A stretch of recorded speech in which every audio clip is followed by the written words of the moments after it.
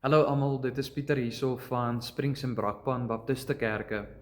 Ek wil graag vandag julle uitnooi na ons Hemelvaartdiens wat die 14de Mei sal plaasvind, wat 'n donderdag is na werk om 6:30 by Brakpan Baptiste Kerk.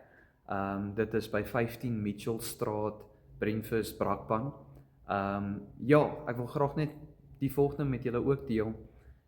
Ek dink juis hierdie tyd neem ons as gelowiges baie keer van selfsprekend, waar ons vergeet dat juis hierdie tyd van Paastyd af regdeur tot Hemelvaart en waar die Heilige Gees afgekom het aarde toe, is juis eintlik die tydperk waar in ons werklik die Here moet nader en prys vir wat 2000 jaar terug gebeur het.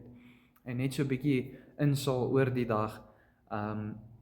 Ons vergeet baie keer die belangrikheid daarvan dat Christus opgevaar het vir ons, om nou by die Vader self te wees, om sy posisie langs hom in te neem, maar ook dat hy deur dit hoëpriesterskap verkry het en sodoende nou 'n middelaar kan wees by God vir ons. En ook sodoende sê die woord dit so mooi vir ons dat die Seun opgevaar het en dat die Gees daarna ook afgekom het aarde toe om in ons te woon.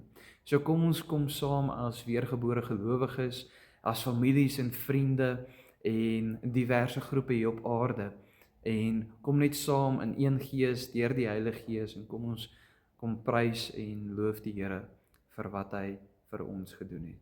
Dankie julle. Totsiens, Baba.